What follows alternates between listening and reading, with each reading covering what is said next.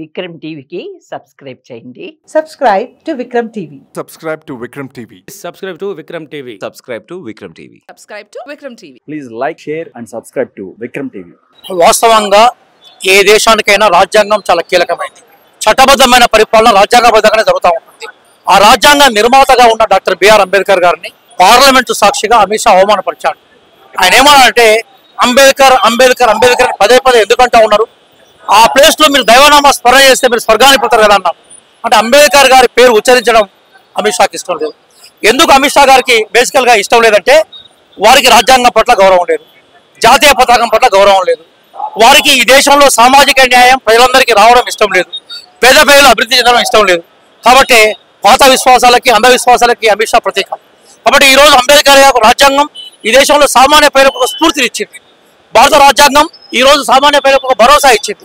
కాబట్టి అంబేద్కర్ గారిని అవమానపరచడం అంటే భారత రాజ్యాంగాన్ని అవమానపరచడం. బీజేపీ పార్టీకి దళితులు అంటే ఎందుకు సార్ అంత చిన్న చూపు అంటారు? మీరు ప్రధానంగా చూడండి, ఆ పార్టీ పునాదులే నిచ్చెన మెట్ల లాంటి ఒక సామాజిక వ్యవస్థ ఉండాలని కోరుకునే పార్టీ అది. రాజ్యాంగానికి ముందు ఒక అద్భుతమైన స్వతంత్ర పోరాటం జరిగింది. ఆ స్వతంత్ర పోరాటంలో బీజేపీ కానీ అంటే ఆ ఐడియాలజీ వాళ్ళు ఎప్పుడు పాల్గొనే సందర్భం లేదు. రాజ్యాంగ నిర్మాణంలో వాళ్ళ పాత్ర ఎప్పుడు నువ్వు చెప్పలేదు. పోనీ దాని తర్వాత పబ్లిక్ సెక్టార్ని బలోపేతం చేయడం వాళ్ళు ఎప్పుడు చేయలేదు. ఇప్పుడు వాళ్ళ ఆచరణ ఏంటి? అదాని అంబానీ బీచ్ మే ప్రధాని అంటే వాళ్ళు అదాని అంబానీతో సంబంధాలను తెప్పుకోవాలని ఎప్పుడు కోరుకోలేదు. మేము క్రోనీ క్యాపిటలిజాన్ని వ్యతిరేకిస్తున్నాం. సహజ సంపద, సామాజిక సంపద, దేశ సంపద కూడా అందరికీ సమానంగా ఉండాలని మేము కోరుకుంటున్నాం. కాబట్టి సహజంగా మేము కోరుకునే విధానాలు అంబేద్కర్ గారి ఆలోచనలు బయటకు వచ్చాయి. ఎందుకంటే ఆయన ఈ దేశంలో స్టేట్ క్యాపిటలిజం ఉండాలని చెప్పాడు, ఈ దేశం యొక్క సంపద సామాన్లకు ఉపయోగపడాలని చెప్పాడు. కాబట్టి అంబేద్కర్ గారి ఆలోచనలు బీజేపీకి నచ్చవు.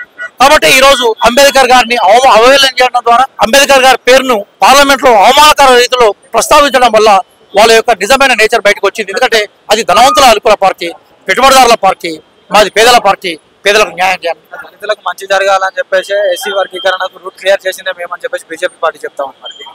మిమ్మల్ని అడుగుతున్నాను, ఆచరణ వాళ్ళ రాష్ట్రాలు చాలా చోట్ల వాళ్ళు దాదాపుగా 13-14 రాష్ట్రాల్లో అధికారం ఉన్నారు కదా, ఏ రాష్ట్రంలో వర్గీకరణ చేశారో ఒకసారి చెప్తే నేను వింటాను. ఈ రోజు వర్గీకరణ మీద 2 రాష్ట్రాలు ఆదర్శంగా నిలబడ్డాయి. ఒకటి పంజాబ్, అక్కడ బీజేపీ అధికారం లేదు. రెండో తెలంగాణ, ముఖ్యమంత్రి గారు 4 రోజుల కింద ప్రకటన చేశారు కదా, వర్గీకరణ మేము కట్టుబడి ఉన్నాం. దాని మీద దామోదర్ రాజనరసింహ గారి ఆధ్వర్యంలో కమిటీ కూడా వేశారు కదా. అదైనాక మేము మా నిర్ణయాలను వాయిదా వేసుకుంటామని మిగతా విషయాలు వాయిదాలు వేశారు కదా. ఈ రోజు మిమ్మల్ని అడుగుతున్నాను, కుల గణనకి ఛాంపియన్ గా ఉన్న రాష్ట్రం ఏది? తెలంగాణ కదా. దాదాపుగా 97-98% గణన అయిపోయింది కదా. రేపో ఎల్లుండో మాపో ఏదో ఒక రోజు ఈ రోజు సామాజిక సర్వే ఆధారంగా మేమెంతో మాకంతా అనే వాటాను ప్రకటిస్తుంది కాంగ్రెస్ పార్టీనే కదా. కాంగ్రెస్ పార్టీ ఒక రాజ్యాంగ స్ఫూర్తి ప్రకారం పనిచేస్తున్న పార్టీ. నిజంగా మీరు చెప్పినట్టుగా బీజేపీకి దళితుల పట్ల, పేదల పట్ల, ఓబీసీల పట్ల కనుక ప్రేమే ఉంటే ఒకటే ప్రశ్న అడుగుతున్నాను మీ ద్వారా సూటిగా. అదేంటంటే 2025లో సెన్సస్ ఉన్నాయి, అంటే జనాభా లెక్కలు ఉన్నాయి. కేంద్ర ప్రభుత్వమే జనాభా లెక్కలు చేస్తుంది.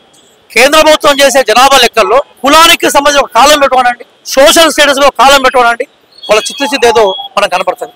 వాళ్ళ చిత్తశుద్ధి లేదు కాబట్టి ఈ రోజు మేము చేస్తున్న గణాంకాలను వ్యతిరేకిస్తున్నారు. అట్లాగే బీహార్లో కులగన్నకు వ్యతిరేకంగా సుప్రీంకోర్టులో పిటిషన్ వేసింది ఎవరు? బీహార్లో కులగన్న నితీష్ కుమార్ వాళ్ళ మిత్రులే కదా. ఆయన కులగన్ను అడ్డుకున్నది ఎవరు? క్లియర్గా అర్థమవుతుంది కదా. వర్గీకరణతో పాటుగా అనేక సమస్యలకు పరిష్కారం ఏంటంటే సామాజిక సర్వే కావాలి. ఎస్సీ వర్గీకరణకు అనుకూలంగా ఉన్నారు కాబట్టి మందకృష్ణ మాదిగ గారు బీజేపీతో పొట్టు పెట్టి ఉన్నారని చెప్పేసి అంటారు. నేను మిమ్మల్ని ఒకటే అడుగుతున్నాను, ఒక వ్యక్తులకి సంబంధించిన ఆచరణ గురించి నేను మాట్లాడట్లేదు, ఫిలాసఫీలో ఓల్డ్ ఫిలాసఫీ మాట్లాడుతున్నా. మేమెంతో మాకంతా అనే వాటాకి భారతదేశంలో ఏ రాజకీయ పార్టీ మద్దతు చెప్తుందో మిమ్మల్ని అడుగుతున్నాను. రెండోది, ఇప్పుడు మీరు ఏ పెద్ద మనుషుల గురించి అయితే మాట్లాడుతున్నారో బీజేపీని వాళ్ళు పే చేస్తున్న క్రమంలో ఒకసారి పార్లమెంట్ లో బిల్లు పెట్టుకోనండి, బిల్లు పెట్టించండి. మీ ఖ్యాతి వారి ఖ్యాతి విశ్వాసం అవుతుంది కదా. చాలా క్లియర్ చెప్తున్నా, నేనే అంటున్నాను నేను మీతో అంటున్నా. ఈరోజు కేంద్రంలో బిల్లు పెట్టి గెలిపించుకునే శక్తి ఎవరికి ఉంది? అధికారంలో ఎవరున్నారు? వాళ్ళని ప్రశ్నించకుండా మీకోసం నిలబడ్డ ప్రశ్నించడం అర్థం లేదు. మరి ఏ పెద్ద మనుషులకైనా నేను చెప్పేది ఏంటంటే, నిజంగా ఒక పార్టీని మీ వ్యక్తిగత ప్రయోజనాల కోసమో తాత్కాలిక ప్రయోజనాల కోసం దయచేసి అర్థం చేసుకోవద్దు. ఈ దేశంలో రాజ్యాంగం ఉన్నప్పుడు, ఈ దేశంలో సామాజిక న్యాయం అనే స్లోగన్ రాజ్యాంగ ప్రవేశికలో అత్యుత్తమైన స్థానం ఆక్రమించినప్పుడు వాళ్ళని ప్రేమించాలో ప్రేమించండి. నిజంగా మీరు చెప్పినట్టుగా బీజేపీకి అంత చిత్తశుద్ధి ఉంటే రాజ్యాంగాన్ని మార్చే ప్రయత్నం ఎందుకు చేస్తుంది? మొన్న అబ్కీ బార్ 400 పార్ స్లోగన్ ఇచ్చారు. 400 సీట్లే కనుక వాళ్ళకంతకన్నా ఎక్కువ ఏమయ్యేది? రాజ్యాంగాన్ని మార్చే ప్రయత్నాలు చేయకపోయే వల్ల సాధ్యం కాలేదు. కాబట్టి వాళ్ళ అవాకులు చవాకులు అంబేద్కర్ గారి పట్ల పార్లమెంట్లో మాట్లాడారు కదా. కాబట్టి వ్యక్తిగతంగా నిన్ను దగ్గర తీశాడను, భుజం మీద చేసాడను అట్లా ఆలోచించొద్దు. ఫిలసాఫికల్ గా ఏ రాజకీయ పార్టీ భారతదేశంలో పబ్లిక్ సెక్టార్ తీసుకొచ్చింది, ఏ రాజకీయ పార్టీ రిజర్వేషన్ తీసుకొచ్చింది, రిజర్వేషన్ లో కూడా ఏ వర్గాలకైతే ఫలాలు అందలేదో ఆ వర్గాలకు న్యాయం చేస్తామని ఎవరు చెప్పారు? మా రాహుల్ గాంధీ గారు కూడా తెలంగాణలో అనేక బహిరంగ సభల్లో కూడా క్లియర్ గా చెప్పారు కదా, ఈ దేశంలో మేమెంతో మాకంతా వాటాను మేము సమర్థిస్తామని చెప్పారు కదా. ఆచరణలో ఈరోజు తెలంగాణలో గణాంకాలు జరుగుతున్నాయి కదా. కాబట్టి ఆచరణాత్మకంగా మమ్మల్ని సపోర్ట్ చేయమని మీ ద్వారా ప్రజానికని చెప్పేసి. అంటే అంబేద్కర్ మీద దొంగ ప్రేమలు చూపిస్తా ఉన్నారు కాంగ్రెస్ పార్టీ వాళ్ళని చెప్పేసి కేటీఆర్ గారు వ్యాఖ్యలు చేస్తా ఉన్నారు. అంటే మన ఎంతో ప్రతిష్టాత్మకంగా నిర్మించినటువంటి అంబేద్కర్ గారిని వీళ్ళు గుర్తించట్లేదు అని చెప్పేసి కేటీఆర్ గారు వ్యాఖ్యానిస్తున్నారు కదా. మరి దీనిపై ఏం మాట్లాడుతున్నారు? మిమ్మల్ని అడుగుతున్నాను, ఇక్కడ కనిపించే విగ్రహం ఏందో ఒకసారి మీరు విజువల్స్ చూపెడితే సంతోషపడతాను. వాళ్ళు విగ్రహాల్లో అంబేద్కర్ గారిని చూపెట్టే ప్రయత్నం చేస్తున్నాం, మేము ఆచరణలో అంబేద్కర్ గారిని చూపెట్టే ప్రయత్నం చేస్తున్నాం. అమిత్ షా చాలా జగుత్సాకరమైన అవమానకరంగా మన బాబాసాహెబ్ గారిని అవమానిస్తే బీఆర్ఎస్ ఇట్లాంటి ప్రదర్శన చేసింది. కనీసం రోడ్డు మీదకి వచ్చి అంబేద్కర్ గారిని అవహేళన చేసిన అమిత్ షాకు వ్యతిరేకంగా ఒక ప్రకటన చేసిందా, లేదా ఆచరణలో నిరసన వ్యాఖ్యం చేసిందా? కాబట్టి వాళ్ళ మాటలు కోటలు దాటుతాయి తప్ప ఆచరణ ఎరువులు కూడా దాటదు. కాబట్టి ఈ రోజు మేము ఇక్కడ నిలబడ్డాం. అంబేద్కర్ గారి పట్ల మా ప్రేమను, మా అంకిత భావాన్ని ప్రకటిస్తున్నాం.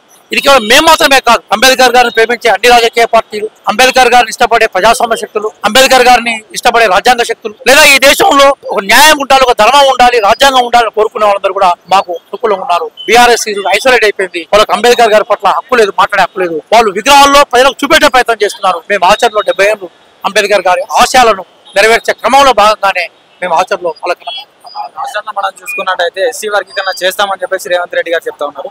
మరి ఇదే పార్టీలో ఉన్నటువంటి ఎమ్మెల్యే వివేక్ వెంకటస్వామి గారు ఎస్సీ వర్గీకరణకు వ్యతిరేకంగా మాలల సింహగర్జన అనేటువంటి సభలు పెడతా ఉన్నారు. దీనికి ఏ విధంగా మీరు మాలల సింహగర్జన మొత్తం విన్నారా? మీరు వాళ్ళు ఏమన్నారంటే ఎవరెంతో మేమెంతో మాకంత వాటాలో మా వాట మాకేంటనే మీకు అర్థమైంది. ప్రజాస్వామ్యంలో ఎవరి నినాదాలని, ఎవరికి సంబంధించిన ప్రయోజనాలని, ఎవరికి సంబంధించిన విషయాలను ప్రకటించే హక్కు వాళ్ళకు ఉంటాయి.